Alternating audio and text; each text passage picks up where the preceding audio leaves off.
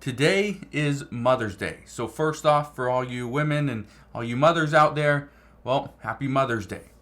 The second thing I want to get to is I want to celebrate women, because what most people don't realize is that today in 2024, we are seeing more women work that have children than ever before in history.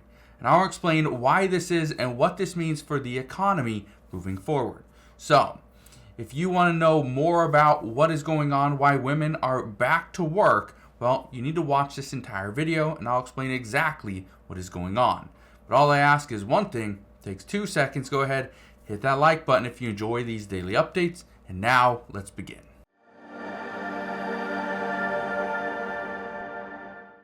So let's dive right into it. How many more women are working today than in previous years? Well, let's look at that. It says Mother's Day surprise. This is according to Axios. It says more women with children are working than ever before. Look at this. It says a share of mothers with children under age 18 who are employed.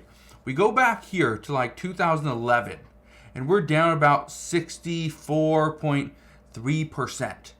Okay, then we jump up and we peaked over here in 2019.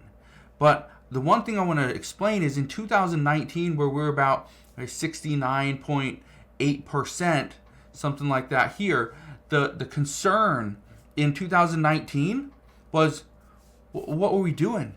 There were talks of, well, could we potentially go into a recession? There was a housing crisis where there was no affordable housing. More people had to work, right? We were seeing some people were getting laid off. They were a little bit hesitant to hire more employees, and then 2020 hit. And even though that was probably the worst year ever, according to some, they say that saved us because that prevented a lot of things that were about to happen from happening.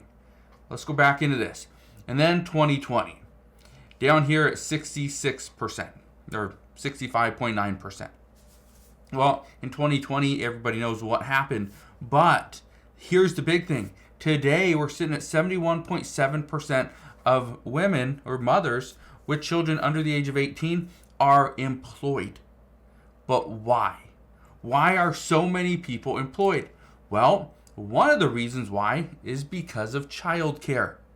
Childcare has gotten so expensive for so many different reasons that more women have to go and work in order to afford childcare. Now, I want to just paint you this picture. What happened back in 2020, 2021 is that more childcare services, they closed down. They shut down because people were not taking their children to a daycare center because they had to wear a mask or they had to get a vaccine or whatever it may be. So many families decided, you know what? One parent's going to stay home, they're going to watch the child, and then the other one will go to work because they just can't afford to pay overpriced daycare services. And the second thing, they didn't want to get their child vaccinated or didn't want him or her wearing a mask all day long. Completely understand. I have a 4-year-old, and a couple years ago, he was not wearing a mask. We would just keep him home, just keep him inside. The nice thing is I make my own schedule so I can work whenever I want to, and he just stays with me. Pretty simple. Okay? Now, I want to read you a little bit of this article. Okay, look at this. This is the big picture. More mothers are working now than before the pandemic began. It says, from February to April 2020, mothers' employment plummeted nearly 16%. That was big. Between February and April, it dropped 16%. And the reason why is because many parents had to decide who was going to stay home and who was going to continue to work. Well, one of the things that I know, I had a lot of friends that discussed the exact same thing, and many went with the exact same scenario, is the male went to work, and the wife or the mom stayed home because they were a little more caring and nurturing and with the children. Okay, makes sense. So that is exactly what they did. Now, here's the other big one, and this is why many experts believe we have seen this jump right here. It's because of one thing. That is remote work. Look at this. It says one driver of this growth is remote work. It says last year about 24% of mothers said they worked from home at least some of the time, and rates were even higher for those whose youngest child is under the age of 6. Now, I want to bring something to your attention. There was a recent study that was done, and the study said, or the question was asked, would you take a less paying job, a lower paying job, in order to be able to work remotely for 2 days per week? So instead of coming into the office for 5 days, you come in for 3, you work remote at home for 2 days. And they said yes. Okay? The majority of the respondents said yes. They would take a pay cut to work remotely. The interesting part about this study is that it wouldn't take a lot. It's not like, oh, okay, you're going to work remotely, so you're going to get paid 50 cents less per hour. No. They were willing to take a pay cut of about 20 to 25%. 20 to 25% in order to stay home. That's one of the reasons why we are seeing more women back at work. Okay? They are employed because now they can work remotely. They don't have to make $20, $25 an hour. If they make $15 to $18 an hour, that's perfectly fine.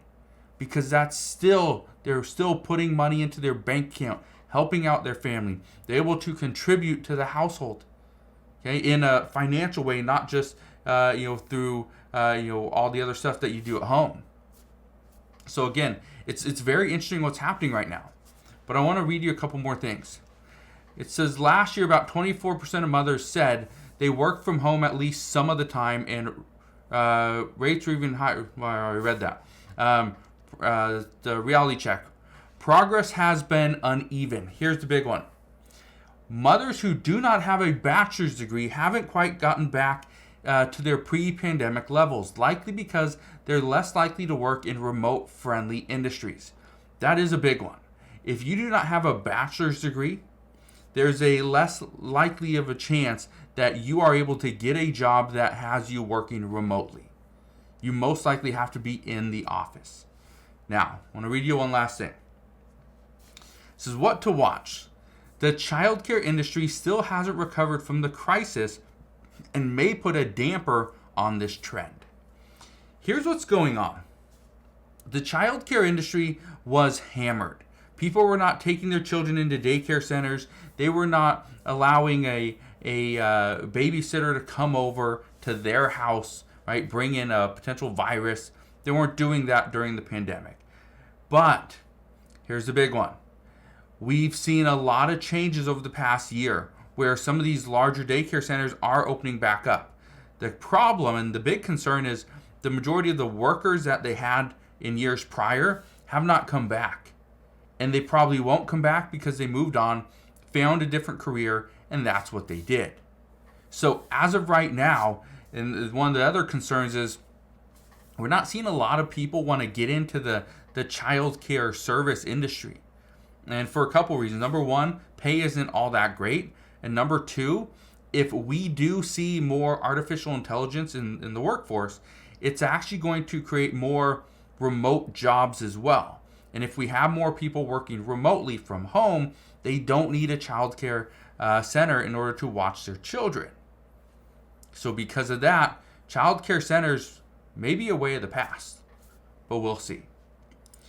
I do want to show you one last thing. Let's talk about parents as well.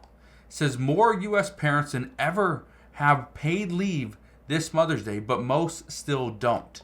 I want to address this because this is something that we're starting to see. Let me just read this article for you really quick. This is from the AP. It says, more working U.S. parents than ever are celebrating their first Mother's Day with hard-fought access to paid time off to care for newborns. But the majority still must forgo pay to care for new babies and other loved ones, even as efforts to expand paid parental and family leave gain traction. Now, there's a reason why. Okay, a lot of people are discussing this. It says bipartisan groups in the U.S. Senate and House have revived efforts to expand paid leave to more workers.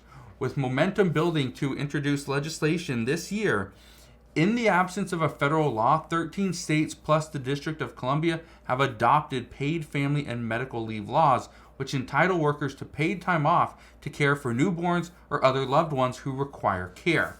Here's the big one. It says still, just 27% of civilian workers in the U.S. get paid family leave.